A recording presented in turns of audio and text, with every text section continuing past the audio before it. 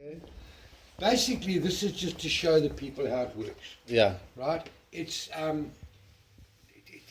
it's not big enough really to run anything but a little campsite. But how many liters is One that? camp. That's about 20 liters, 25 liters. Okay. Whereas one like this is 117 liters.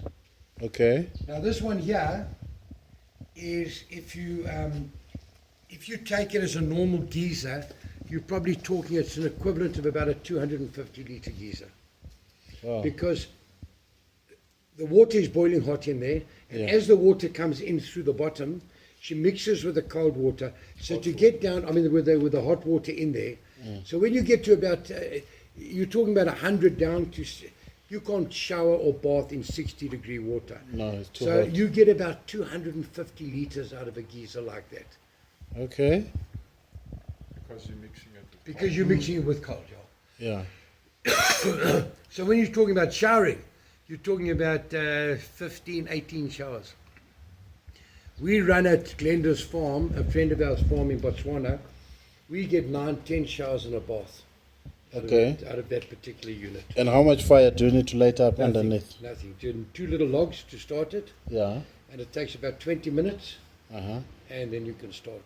Because it goes right the way through, and there's units inside here that obviously heat up all the water. Yeah. So this here goes right through the whole lot. Yeah. So you're talking about 20 minutes. You've got to have flame. It's no use Okay, putting. it needs flame, Yeah, yeah. it's got to have. You know, after it's hot, then obviously the coals of the fire of the wood is perfect. Yeah. But you've got to have flames to start. Okay, so when you install it, does it go into indoors or you put it outdoors? Outside. Yeah. Okay. Outside. We've got one now that we're just looking at to put indoor, where you've got to run the pipe outside. But you know, By the fireplace? Yeah, but in you know, these homes, they all of a sudden there's smoke and something gets clogged, and all of a sudden so it's not advisable really for inside. The best, it's right outside. It's a geyser that fits outside and lasts forever. But it's not vacuumed here. What do you mean vacuumed? When the fire is gone, it starts to cool down. Yes, no, sure, yeah, yes. What if you put a geyser blanket around it? So it will last you another 2 hours or so. This year, if you start this we started at the farm at about 7 o'clock in the morning, and 7:30 everybody can shower and bath. So the fire's still smouldering underneath. If you want more, you just put a log in underneath, one more log, and it warms it up again. Wow. And it's not a new thing. You know, many years ago they used to call them donkeys. They used to have those big 45-gallon drums they used to heat, and they used to explode and everything like that. Yeah. Whereas this is a much sort of With the pressure valve. yeah, with pressure valves. There's a pressure valve on here.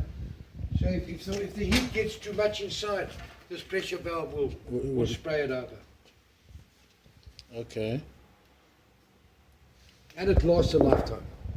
You know, it's really 5mm thick steel. So, and pressure, you know, that pressure valve is about a 400 kPa.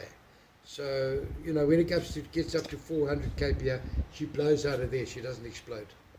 Okay. Wow, fantastic.